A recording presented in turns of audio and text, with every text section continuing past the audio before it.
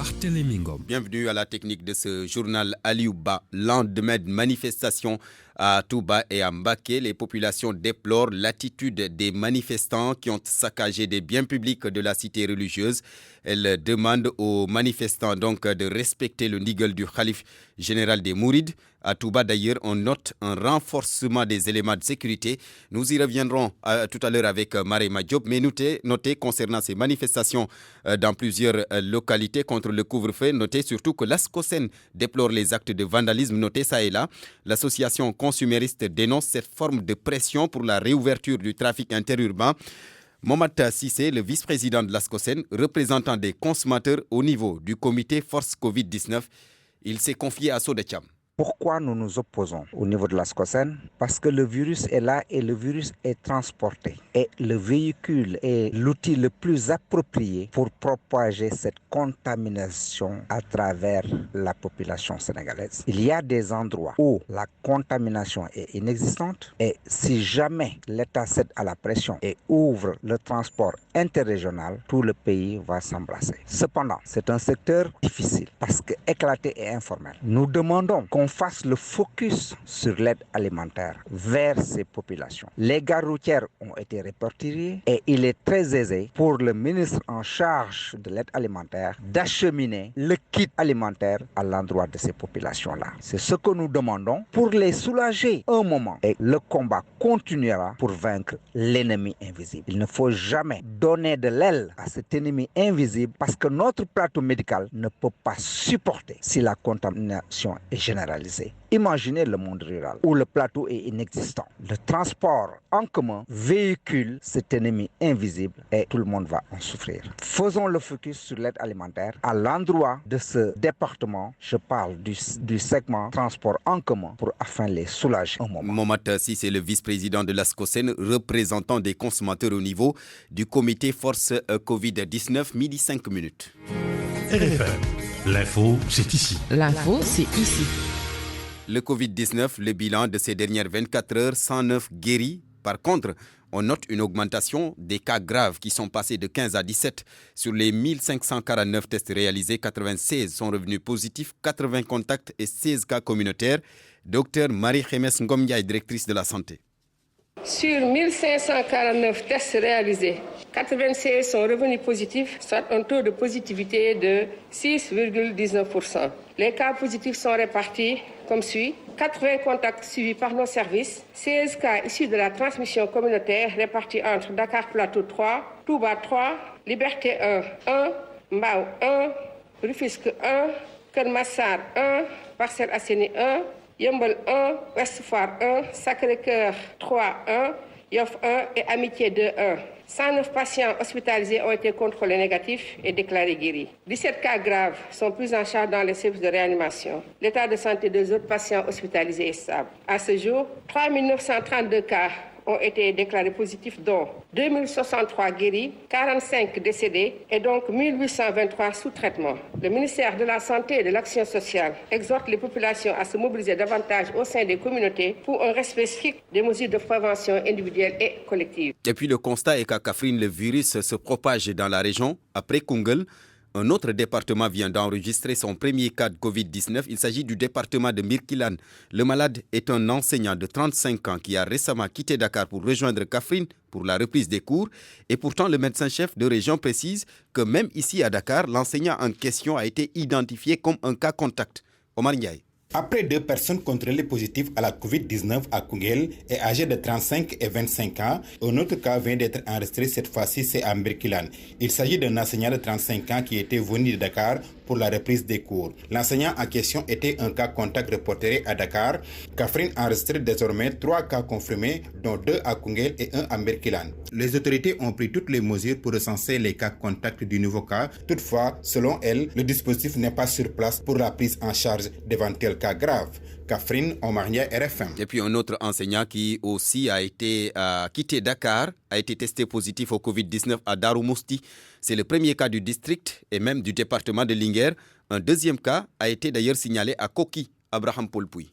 Le district de Darou Mousti touché pour la première fois, il enregistre un cas communautaire, un enseignant qui avait quitté Dakar. Ce cas est le premier du département de Kébémer. Au même moment, le district de Koki enregistre son deuxième cas positif. Le premier cas, le monsieur contamine sa femme. 24 heures presque après le premier cas, les autorités sanitaires de Koki ont déjà identifié 98 contacts qui sont en confinement actuellement. 17 personnes sont des contacts à haut risque. Son entourage proche, sa femme fait partie de ce lot. 81 personnes des contacts à bas risque, le voisinage. Toutes ces personnes sont déjà testées. Un est revenu positif, 16 négatifs et 81 résultats attendus dans la journée. Pour confiner les personnes au niveau communautaire, les autorités ont déployé des forces de sécurité et de défense dans la zone de Koki qui est touchée pour veiller au respect des mesures. Le préfet du département de Louga, Mamadou Khouma, a effectué le déplacement pour s'enquérir de la situation. À cette date, la région de Louga compte 41 cas positifs de Covid-19, 37 personnes déclarées guéries, 3 cas sous traitement et 1 décès. Abraham Poulpouy, Louga, Radio Futur Média. Et puis un autre enseignant de 43 ans décédé la nuit dernière à son arrivée au centre de santé de Foundiougne. C'est dans la région de Fatick. Jusque-là, on ignore les causes de son décès, mais des prélèvements ont été effectués sur son corps. Aminata Goudiaby. L'enseignant décédé était en provenance d'Mbam, une commune située à quelques kilomètres de Foundiougne. Notre source soutient qu'il est décédé juste à son arrivée au centre de santé de Foundiougne. Et vu le contexte, des prélèvements ont été effectués sur son corps. Ils sont envoyés au laboratoire mobile de l'Institut Pasteur à Touba. Le médecin-chef de district de Foundiougne et ses équipes vont poursuivre les investigations. D'autres sources médicales nous font savoir que 2 cas suspects de coronavirus ont été signalés dans la région de Fatick. L'un est un enseignant de Diofior qui a séjourné il y a quelques jours à Dakar. L'autre cas suspect s'agit d'une femme qui est actuellement admise à l'hôpital régional de Fatick. Mais la source révèle qu'elle n'a pas voyagé récemment. Aminata Goudiaby, Fatick RFM. Aminata Goudiaby, Bignona, dans la région de Ziguinchor, le département fait face à une situation inédite au vu de l'évolution du Covid-19 là-bas.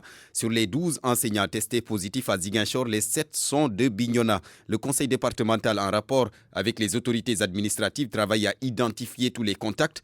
Au même moment, les autres enseignants qui ont voyagé à bord du même bus que les 7 contaminés demandent à être dépistés. Lamine Ba.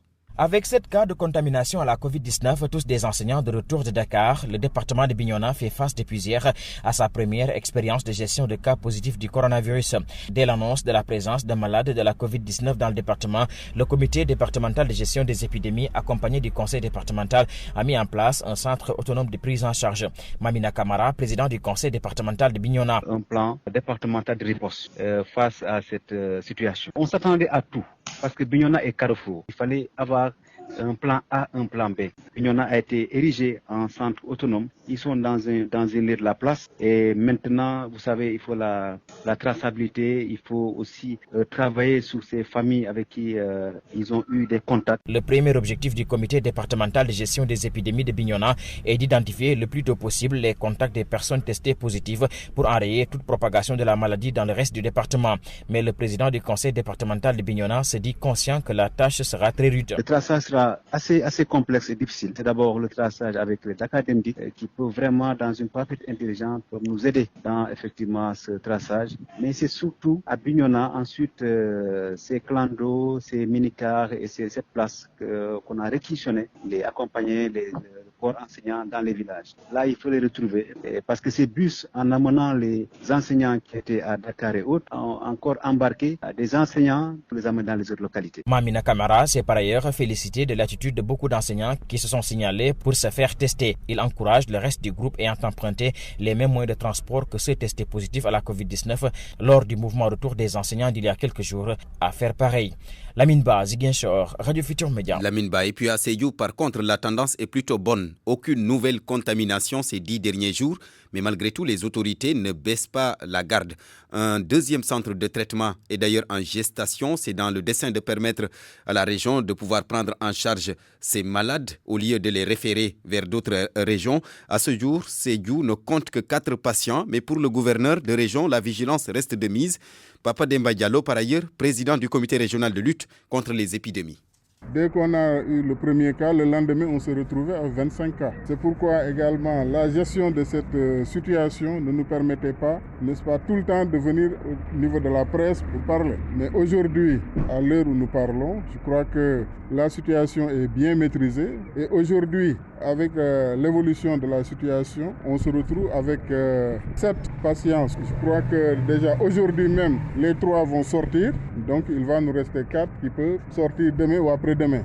Pour dire que véritablement la situation est bien maîtrisée. Le nombre de cas qu'on a eu depuis le départ, n'est-ce pas, le total fait 104. Mais avant qu'on arrive à 104, il y a des personnes guéries qui sont sorties. Et aujourd'hui, il nous reste 4 sous traitement. Pour dire que véritablement, en tout cas, nous sommes en train de suivre et que vraiment, il n'y a pas péril en la demeure. La disposition particulière à mettre en pratique, c'est l'autoconfinement. Parce que les gens qui viennent, au moins, ils doivent rester pendant une dizaine de jours pour voir s'ils ne développent pas la maladie. S'il y a des symptômes ou bien des cas suspects, en tout cas que l'information puisse être relayée rapidement pour que les équipes puissent se déployer et procéder au prélèvement et également au traitement des malades. Il faut dire que l'accent a été mis sur la multiplication de la capacité d'accueil au niveau de Sédhiou. Aujourd'hui, non seulement il y a le centre de traitement, mais également on a un local qui peut abriter une trentaine de malades pour dire qu'en tout cas, si on est face à certaines situations, on sera en mesure de les gérer au niveau local. Pape Demba Diallo, le gouverneur de Sédhiou.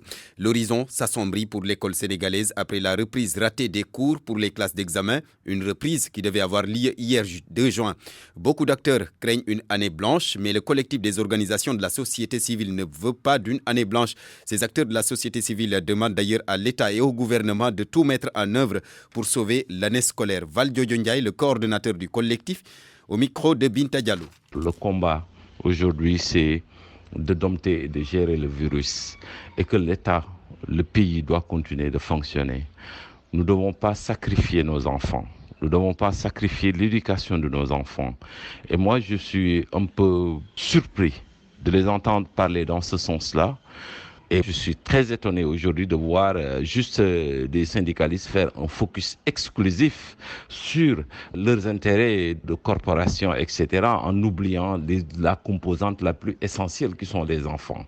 Nous sommes aujourd'hui des parents d'élèves et nous tenons à ce que l'État prenne ses responsabilités et règle définitivement ce problème-là en respectant le protocole qu'ils ont eux-mêmes mis en place et que les enseignants, c'est des soldats, ils doivent parce qu'en fait, être enseignant, c'est une vocation, c'est un engagement, c'est une vision de vie.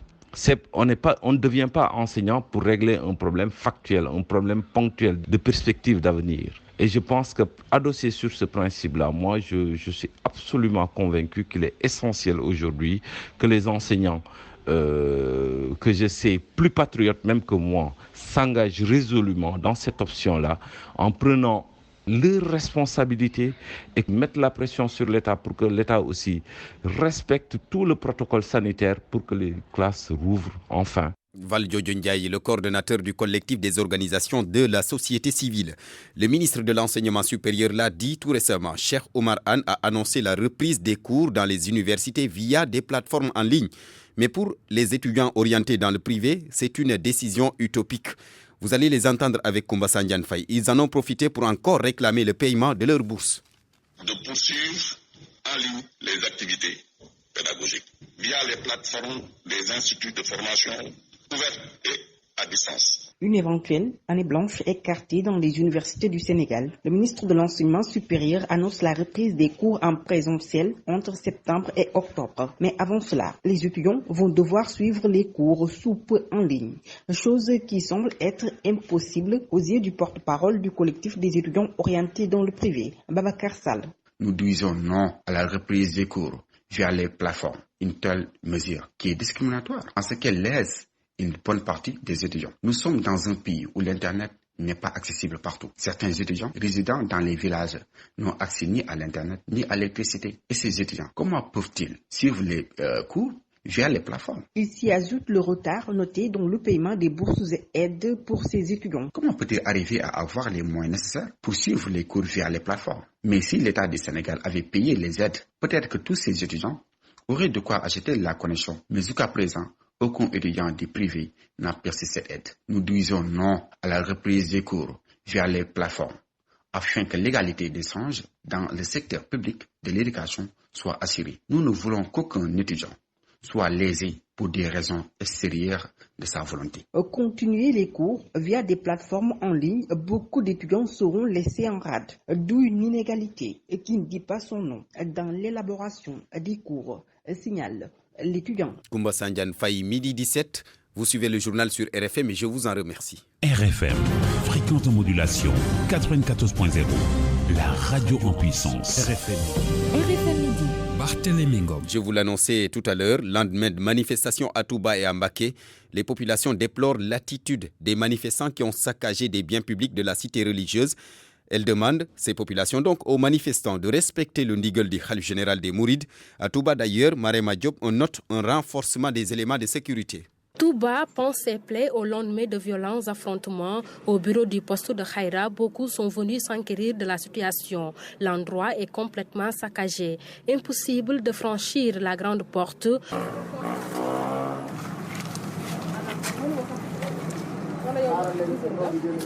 L'heure est au constat, les huissiers sont sur place après le départ de la police. Cette dame venue faire des opérations se désole. Parce que tamit li sen njëriñ la ñom, njëriñu askan bi la. Buñ ko yàqatee ji ñun ñi ni waroon a jël ci dara faj suñu soxla. Mënuñu koo jël. Xam nga ne li yàqaluñu benn nit, yàqaluñu ñaar ñun Touba yëpp lañ yàqal. Ñi moom du dëgg du yoon. Direction bureau de la Sénélec de Darou Khoudoss. Sur place également, les dégâts sont visibles. Le gardien explique. Yàq écran plan yi, yàq vitrine yi nekkoon fii nii yëpp. Xam nga dajji ordinateur yi yóbbu frigo yi. Xam nga yooyu yëpp yóbbu nañ leen. Les personnes rencontrées dans les rues de la ville demandent plus de foi. Li ñu war a def daal mooy doon ay taalibe rek. Li sëñ bi wax bii moom ku ko dégg. waa war te doonam taalibe war nga xam ne def nga loo xam ne waroo ko def. Am nañ leen naqar lool sax waaye nag dañoo war a xool sëñ bi.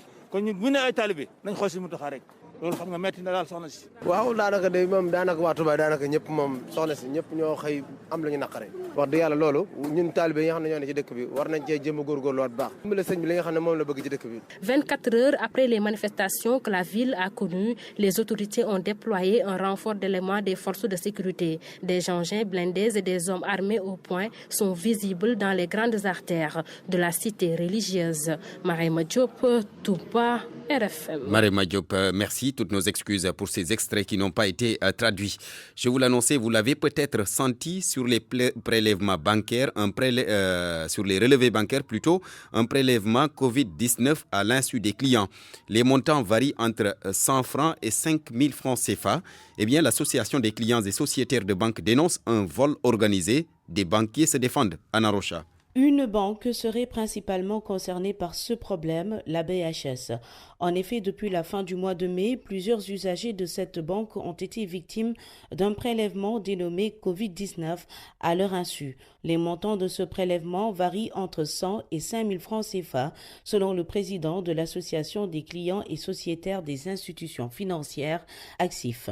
Famara Ibrahima Sissé. Les remontées d'informations aujourd'hui que nous sommes en train de dépouiller attestent qu'effectivement des prélèvements pour le compte de la COVID-19 ont été opérés sans l'avis du client, sans son consentement. Ce qui relève d'un vol organisé que nous ne pouvons pas accepter et nous sommes en train d'alerter les autorités de ce pays pour non seulement arrêter ces prélèvements illicites, mais pour procéder au remboursement des montants qui ont été indûment prélevés sur les comptes des usagers. Après recoupement, il s'avère en fait qu'il s'agit d'une anomalie au niveau du système informatique de la banque en question.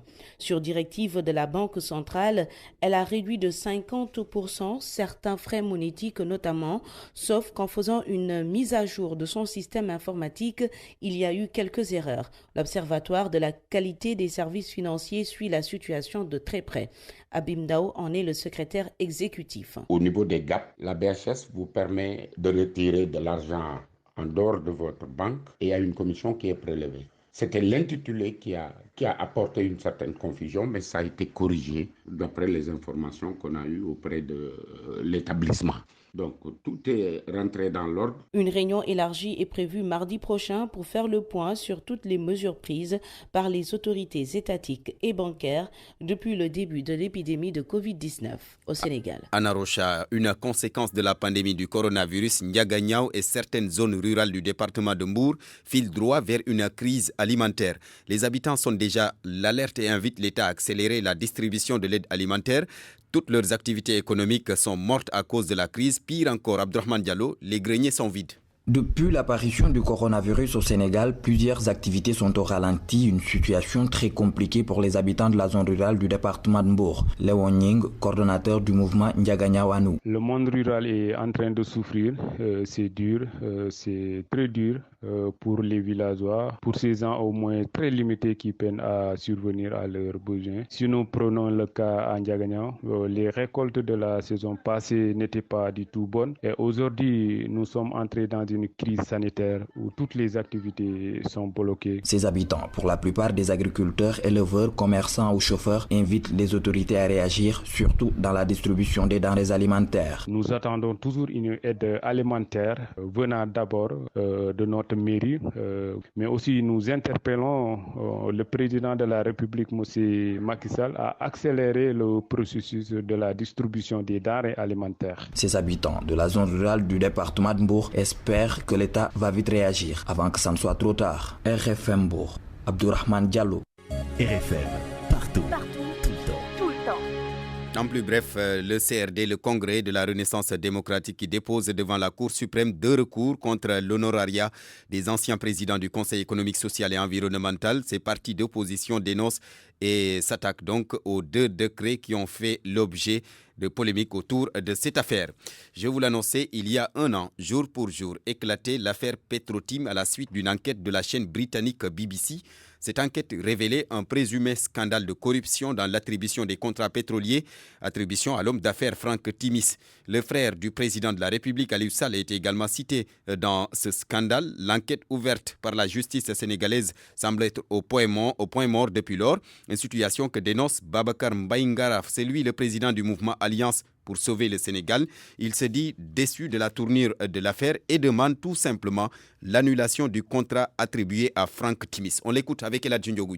Après l'enquête bouclée par la DIC, le dossier transmis au doyen des juges qui avait ouvert son instruction, on attend encore, mais on ne sait jusqu'à présent pas. La suite a été réservée à l'instruction de M. le doyen des juges. Et c'est inacceptable vu l'importance de ce dossier, mais également le fast-track que l'État du Sénégal est en train de prôner. Mais nous pensons qu'aujourd'hui ou demain, la vérité finira par triompher. Que ce soit au Sénégal ou ailleurs, parce que des plaintes, ne l'oubliez pas, ont été déposées ailleurs. Et actuellement, la guerre entre la direction générale de la Sénélec et le ministère des Énergies nous fait penser qu'il est effectivement possible d'annuler ou de faire renégocier le contrat avec Petrotim. Parce que n'oubliez pas que dans ce contexte aujourd'hui, la Sénélec revendique une annulation du contrat d'Aquili. Nous avons toujours fait confiance à notre justice, mais nous attendons encore une fois, parce que ce qui est incontestable, c'est qu'il y a des lenteurs notées dans cette affaire-là, contrairement à la mode fast-track qu'on nous avait habitués avec l'affaire Barthélémy Diaz, l'affaire Khalifa Sall, l'affaire Karim Wade et autres. C'était Babacar Mbaye Ngaraf, le président du mouvement Alliance pour sauver le Sénégal, midi 26 minutes. RFM. L'actualité internationale. Rebonjour Youssouf Boyan. Bonjour Barthélémy. Direction la Mauritanie d'abord. La Mauritanie qui impose à ses citoyens à l'étranger des conditions de retour. Les candidats au retour devront donc, documents à l'appui, prouver qu'ils n'ont pas contracté le coronavirus. Le pays a décidé d'ouvrir ses aéroports à ses citoyens bloqués à l'étranger. À Nouakchott, Mohamed Diop. La Tunisie, le Maroc, le Sénégal, l'Espagne, l'Algérie, l'Égypte, les Émirats arabes unis, la Turquie sont les 8 pays concernés. Les Mauritaniens qui s'y retrouvent bloqués à cause du nouveau coronavirus pourront, s'ils le souhaitent, se faire rapatrier par voie aérienne à compter de ce 5 juin. Mais tout candidat au retour doit d'abord présenter un certificat médical prouvant qu'il n'est pas atteint de la COVID-19. Le candidat doit encore accepter de subir un test rapide à la COVID-19 aussitôt arrivé à Nouakchott. Accepter aussi d'être mis en quarantaine pour une période de 14 jours. Il doit par ailleurs s'engager de collaborer avec les autorités sanitaires et sécuritaires et se conformer aux recommandations des autorités en charge du rapatriement. Tous ces engagements sont déjà formulés dans un document envoyé chez les représentations diplomatiques de la Mauritanie dans les 8 pays concernés par l'opération de rapatriement. Les candidats au retour auront seulement à apposer leur signature pour prouver leur accord aux conditions de retour. Mohamed Diop, Nouakchott, RFM. Le président bissau-guinéen Youssouf Bodian veut s'attaquer à la corruption dans son pays. Devant la presse hier, Oumarou Sissoko Embalo a révélé que la corruption gangrène l'appareil étatique, un mal qu'il va combattre pendant son mandat. Nouaman Kali à Bissau. Le chef de l'État, le général Oumar Sissoko Embalo, a fait ses déclarations à la presse à l'aéroport international Oswald Vieira après son retour de Paris en France où il était en visite privée pour une consultation médicale. Il n'y aura pas de blocage dans ce pays. Deux choses il y aura, l'ordre et le progrès. Ici en Guinée-Bissau, on ne va pas tolérer l'indiscipline. Je veux dire aux Bissau-Guinéens qu'aujourd'hui nous avons beaucoup de défis. Donc je ne vais pas accepter l'indiscipline et la corruption. Même si ce sont des membres de ma famille qui sont impliqués dans de telles affaires, je ne vais pas les tolérer. Le premier magistrat a rappelé que la Guinée-Bissau a de nombreux défis à relever. Donc pour cette raison, l'indiscipline et la corruption ont une tolérance zéro, réaffirmant la possibilité de la dissolution de l'Assemblée nationale populaire est toujours sur la table si les partis politiques ayant des sièges au Parlement n'arrivent pas à s'entendre. Nous devons avoir des politiciens responsables qui connaissent bien le sens de la démocratie. C'est vrai que dans ce pays, les gens ont tendance à tout banaliser. Mais ça, je ne vais jamais l'accepter. Et ceux qui vont tenter de le faire verront les conséquences. C'était le chef de l'État, le général Oumar Sissoko Embalo, en déclaration à la presse à l'aéroport international Oswald Vieira de Bissau de son retour de Paris en France où il était en visite privée pour une consultation médicale. Nouaman Kali Bissau, RFM. Au Nigeria, le président Buhari soutient Adesina pour un deuxième mandat à la BAD. Le chef d'État nigérian s'est engagé à ce que son pays travaille avec les autres actionnaires de la BAD pour donner un second mandat à Ankiwumi Adenisa, plutôt un soutien donc Barthélemy important pour le président de la Banque africaine de développement, accusé de mauvaise gestion. Il avait été blanchi par une enquête interne, mais les États-Unis qui sont donc actionnaires ont demandé et obtenu une enquête indépendante. Aux États-Unis, justement, Youssouf, l'État de Minnesota ouvre une enquête sur la police de Minneapolis. C'est une des premières initiatives concrètes en réponse aux demandes des manifestants qui veulent des sanctions après la mort de George Floyd. L'enquête va examiner de possibles pratiques discriminatoires systémiques aux États-Unis durant donc les 10 dernières années, selon le gouverneur de l'État de Minneapolis. De Minnesota plutôt, notez que donc le pape François a jugé intolérable toute forme de racisme et ajoute que rien ne se gagne avec les réactions de violence.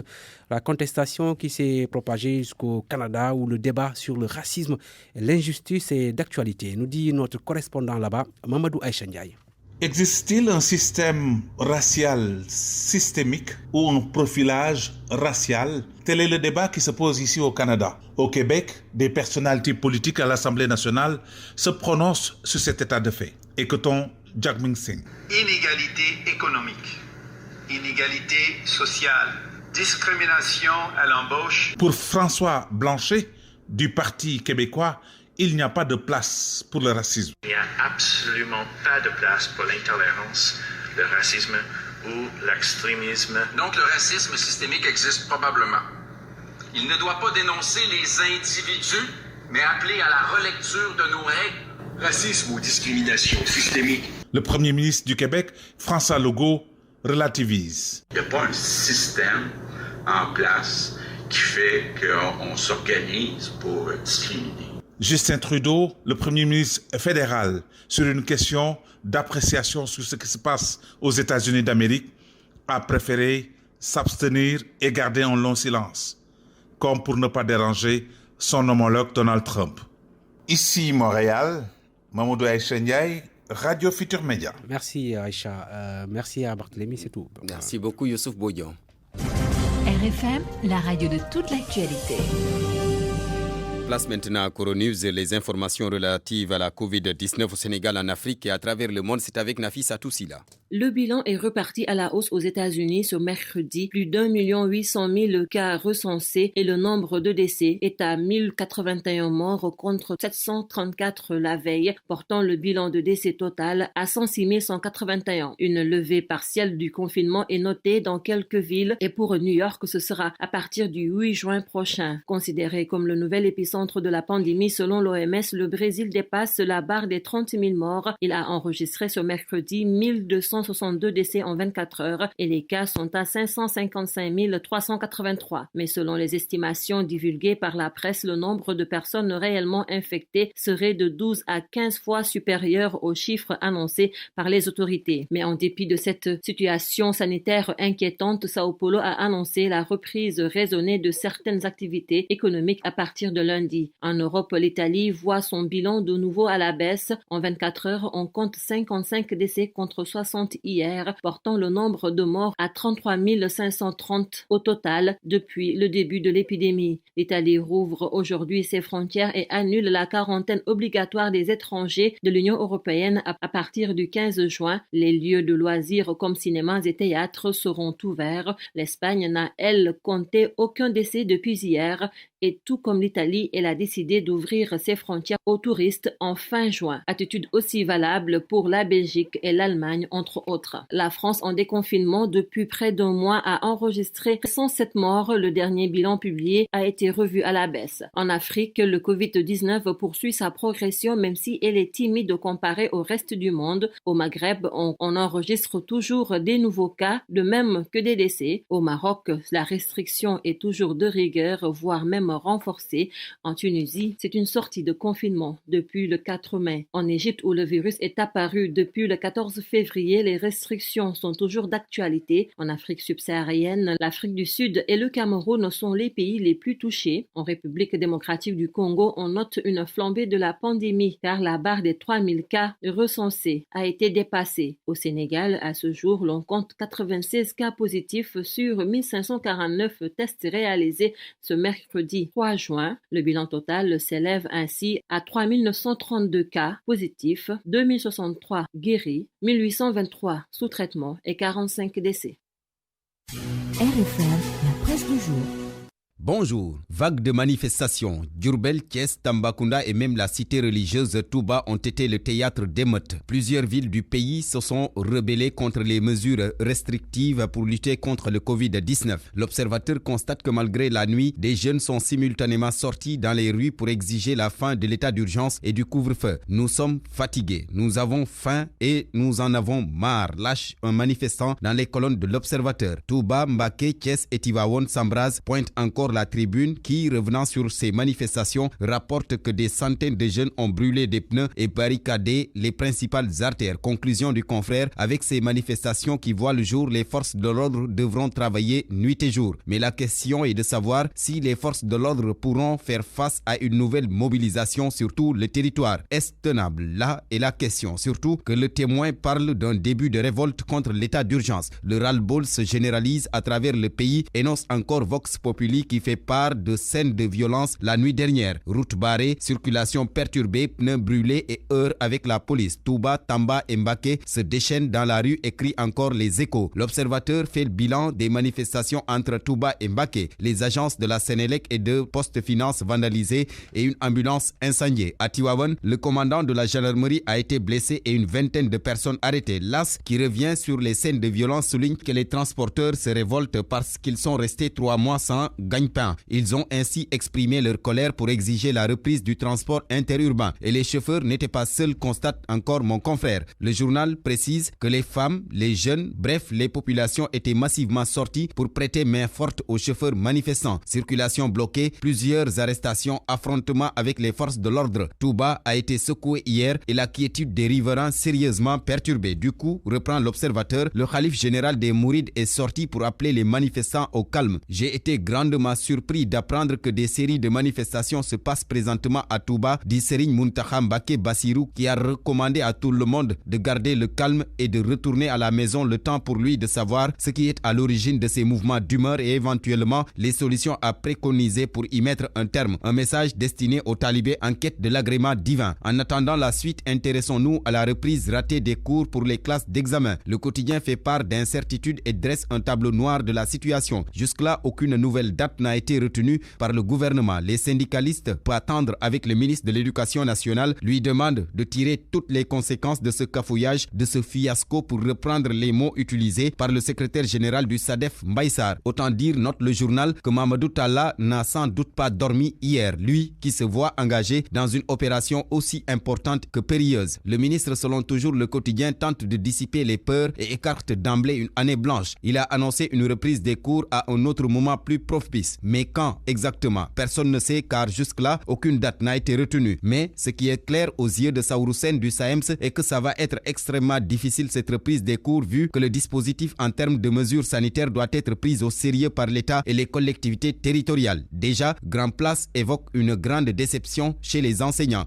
Dans Sud Quotidien, ce sont justement les failles de l'éducation nationale qui sont indexées par le confrère. Cette décision de reporter sine die la reprise des cours est tombée comme un couperet sur la tête des Sénégalais, laissant perplexes les observateurs avertis. Sud, qui jette le regard dans le rétroviseur, note qu'à l'image des nombreuses décisions controversées pour lesquelles l'État a fait des reculades spectaculaires, l'on est tenté de se demander si le régime en place dispose réellement d'une stratégie de riposte contre cette pandémie non encore maîtrisée. Et ça s'appelle du pilotage à vue conclu. Sud Quotidien. Dans Libération, les confidences d'un professeur au lycée Diawara. Nous sommes surnommés les Corona, dit Abdoulaye Ndiour. Depuis notre retour, dit-il, nous subissons une stigmatisation. Nous vivons les pires moments de notre existence. Et il poursuit pour dire que le voyage s'est passé dans un désordre total. Au départ de Dakar, chacun portait un masque, mais à un moment donné, c'était devenu intenable. À l'arrivée sur les lieux de leur service, ils n'ont pas été testés parce que le thermoflash ne marchait pas à cause de la chaleur. À Ziguinchor, justement, Sud informe que plus de 900 enseignants ont refusé de se soumettre au dépistage. Au total, Ambré l'Observateur, 12 enseignants ont été testés positifs à Ziguinchor. Et mon confrère donne la parole à 2 des testés positifs qui font des confidences terrifiantes. En résumé, il déclare, je cite, « L'État nous a sacrifiés ». Et sur la question des 900 autres enseignants qui ont refusé de se soumettre au test, Sud reprend et note que ça inquiète surtout les populations qui interpellent les autorités, en particulier le chef de l'État. Macky Sall, qui a justement reçu en audience le mouvement Y en a marre, qui a finalement accepté de se rendre au palais présidentiel. Aliou Sané, le coordonnateur national de ce mouvement contestataire, revient sur cette audience avec le chef de l'État dans les colonnes du journal Enquête. D'attaque, Aliou Sané se dit déçu parce que toutes leurs propositions n'ont pas été prises en compte par le chef de l'État. Il regrette le pilotage à vue de l'État qui, à ses yeux, a eu des conséquences désastreuses qui exposent de plus en plus les Sénégalais. Bonne lecture. Parole aux auditeurs. L'actualité, qu'en pensez-vous ? Nous en arrivons maintenant à point de vue sur le ras-le-bol des Sénégalais, des manifestations qui se généralisent à l'intérieur du pays, manifestations contre le couvre-feu. Quelle lecture en faire ? Nous sommes en ligne avec le colonel Sankoun Fati. Colonel, bonjour. Bonjour. Vous êtes colonel de la gendarmerie à la retraite. Notre deuxième intervenant, maître Hassan Diomandjaï. Maître, bonjour. Bonjour, Barthélémy. Vous êtes le président de la Ligue sénégalaise des droits humains. Alors, maître, je reste avec vous, colonel, si vous permettez. Maître Hassan Diomandjaï, d'abord, quelle lecture faire de ces manifestations qui pratiquement se généralisent? Oui, d'abord, tous mes respects au colonel qui est mon vis-à-vis de ce jour. D'abord, le constat, c'est que la problématique majeure à laquelle nous étions confrontés avec la COVID-19, c'est d'abord comment confiner le maximum possible les populations, avec bien sûr des conséquences sociales et économiques, et éviter en même temps toute implosion ou explosion sociale. J'avoue que c'est une problématique extrêmement compliquée, mais la seule clé de solution, si on peut parler ainsi, c'était d'avoir l'adhésion des populations. Comme on dit, la contrainte devient liberté si elle est acceptée. Mais il semble qu'aujourd'hui, qu'on n'ait plus cette adhésion des populations.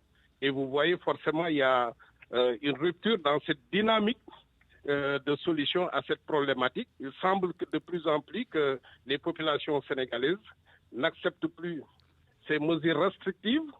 Les raisons, on peut y revenir, mais déjà de prima facie, je pense que le premier constat qu'on doit faire de façon crue, c'est qu'il y a une rupture de confiance, il y a une rupture de légitimation de ces contraintes qui étaient imposées, acceptées au départ, mais pour des raisons à la fois objectives et subjectives, aujourd'hui ne sont plus acceptées et forcément il y a un clash. Il y a un clash. Alors, colonel Sankoun Fati, est-ce que ça se comprend, ce motif évoqué par les populations pour envahir la rue? Je voudrais retourner le salut respectueux et toute ma considération à mon vis-à-vis. Nous sommes du même bord. Parce que je suis de la société, je suis coordonnateur aujourd'hui du collectif régional des organisations de la société civile ici à Sédhiou. Comme vous le savez, il y a 14 organisations, dont certainement la sienne. Donc, je le salue et je vais peut-être le tacler un peu parce que je ne partage pas un peu son point de vue parlant du ras-le-bol des Sénégalais. Je ne sais pas si peut-être qu'il a des éléments que nous n'avons pas, des statistiques que nous n'avons pas. Mais ici, il s'agit de deux manifestations qu'on a enregistrées. Donc celle des jeunes qui s'insurgent contre le couvre-feu, et de l'autre côté les transporteurs de l'interurbain. Alors, pour ce qui concerne les premiers, alors heureusement d'ailleurs il y a cet emploi de ras-le-bol et non pas peut-être de Y'en a marre, parce que Y'en a marre, on sait de quoi il en a marre.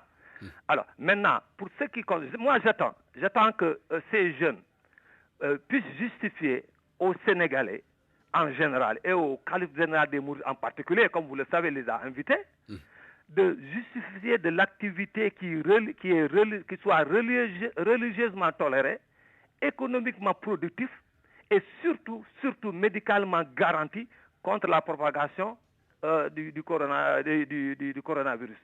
Alors, activité qu'ils ne peuvent pas faire entre 21h et 5h du matin du fait du couvre-feu. Alors, on attend ces justifications. Maintenant, sinon, mais à mes yeux, rien ne justifie ça. D'ailleurs, voilà, c'est là où je marquais mon désaccord avec mon Donc de façon résumée, vous pensez que ce motif-là est trop léger à vos yeux? Oui, non, parce que je n'ai pas entendu de motif. J'ai dit heureusement par rapport à l'avis, à l'adhésion au nom des Sénégal. J'ai dit heureusement qu'on a enregistré des condamnations qui fusent de partout. Je n'ai pas entendu une seule voix favorable à ces manifestations, notamment à ces actes de vandalisme. Dans tous les cas, pour moi, la force restera à la loi. D'accord, force reste à la loi. Je reviens à vous tout à l'heure, M. Fati. Alors, Maître Hassan Diom Ndiaye, vous semblez en tout cas épouser le motif évoqué par les populations pour envahir la rue. Mais est-ce que ça se comprend aussi que des manifestants s'en prennent en tout cas à des édifices publics pour simplement demander à ce que le couvre-feu soit levé? Oui, je pense qu'il faut serrer les choses. Moi, la question qui m'était posée, c'était pas est-ce que ces manifestations sont légitimes ou pas. Tout le monde sait que dans une démocratie, il ne peut pas y avoir de violence ni de légitimité à une violence. Et ça, nous l'avons condamné dès ce matin à travers les réseaux sociaux. Tout le monde a exprimé sa désapprobation. Dans une démocratie, nul n'a le droit de recourir à la violence. Mais là, on est dans l'analyse. Même les pays les plus développés, quel que soit le niveau de prise en charge sociale, ont très compris qu'il fallait aller très vite vers un déconfinement. Parce qu'on sait que la liberté, elle est fondamentale. Même la Cour, les tribunaux administratifs en Europe ont très vite dit au gouvernement que si vous persistez dans un confinement général, vous risquez même d'attenter au droit à la santé des populations, droit à la vie. Nous savons que ça a des conséquences sur le plan de la productivité, de la production, de la nourriture des populations, mais également c'est une question de survie. Donc aujourd'hui, ce serait réducteur de mon point de vue de se focaliser sur Touba ou sur le couvre-feu. La question n'est pas est-ce que le couvre-feu est légitime ou est-ce que c'est Touba. Le problème c'est un sentiment général qui se dégage aujourd'hui.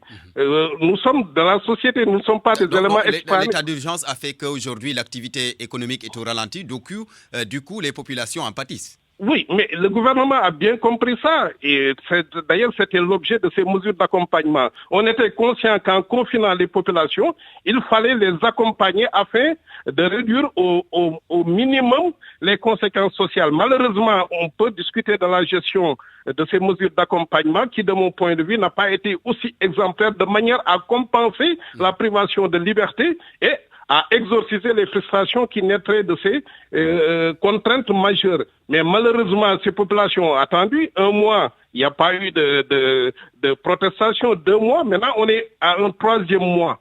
Et là, vraiment, on sent qu'ils sont au bout. Maintenant, il y a plusieurs solutions. On peut fermer les yeux, dire qu'on va réprimer. Est-ce que c'est la solution? Est-ce que maintenant, on ne doit pas être beaucoup plus réaliste, regarder la réalité en face? En tant que défenseur des droits humains, certainement, vous direz que le fait de réprimer n'est pas la solution, j'imagine. Non, elle ne peut pas être la solution. Maintenant, il y a 2 solutions possibles. Soit aller vers un déconfinement partiel, maîtrisé, tout en appelant les Sénégalais à une responsabilité individuelle par rapport aux mesures barrières et en attirant leur attention sur le fait que cette maladie, elle est toujours là et elle est ravageuse.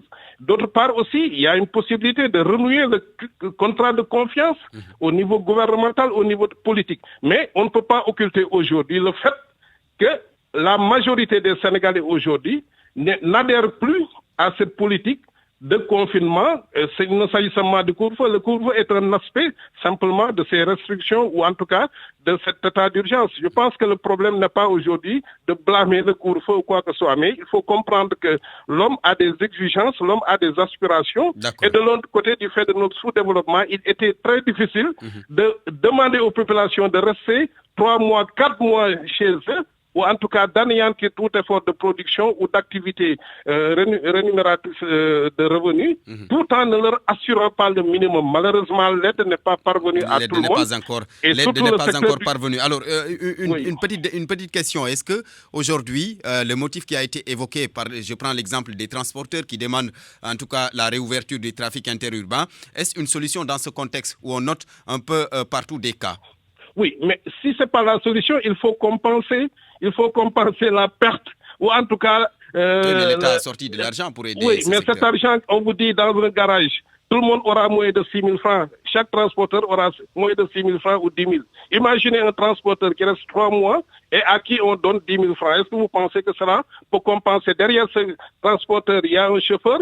La compensation n'est pas à la hauteur du tort subi. Oui, je comprends, nous sommes dans un pays sous-développé, mais je pense qu'il aurait fallu faire plus, appuyer davantage certains secteurs qui ont le plus ressenti les conséquences de ce confinement. Malheureusement, on a pêché de ce côté, mais je pense que rien n'est perdu. Je pense que le gouvernement doit pouvoir aujourd'hui trouver des solutions salvatrices. De réfléchir sur des solutions. Merci beaucoup Hassan Diomandjaye. Colonel Sankoum Fati, je termine avec vous. Je vous pose la même question. Faut-il ouvrir le transport interurbain au regard du contexte actuel? En fait, je veux vous donner un dernier point par rapport à ce que mon confrère vient de dire. Bon, en parlant de confinement, je crois qu'il n'y a pas logique parce que le confinement a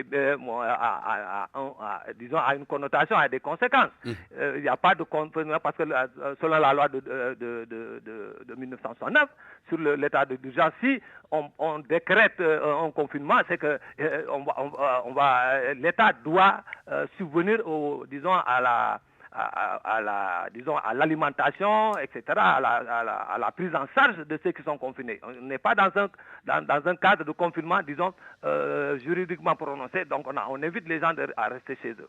Voilà. Donc, voilà. Mais maintenant, concernant les transporteurs, vraiment, je suis d'accord avec mon maître Diomandjaye. Bon, je comprends leur frustration. Parce que, comme vous savez, la répartition des fonds, on en a discuté dans le cadre de notre collectif des organisations de la société civile ici à Sédhiou. Voilà, parce que la répartition des fonds de soutien dans leur secteur a fait la part belle à des sociétés, disons la part du lion, à des sociétés qui ne sont pas à l'arrêt. Bon, je vais les citer, tout le monde le sait, c'est Dakar Rendip et c'est tout. Eux, ils sont dans l'intra-urbain. Donc, ils font le transport à l'intérieur des localités. Ces sociétés ne sont pas à l'arrêt. Maintenant, le secteur qui est complètement à l'arrêt, c'est l'interurbain. Alors, donc, ils ont eu des miettes. Alors, maintenant, moi, toutefois, je ne suis pas, je pense que c'est improductif de continuer à faire des manifestations. Je préfère, ils doivent négocier avec l'État, mais avec des propositions concrètes qui garantissent justement la protection médicale de tout le monde, parce que tout le monde sait. Parce que l'heure est à la protection, à la lutte contre la propagation du virus de la COVID-19.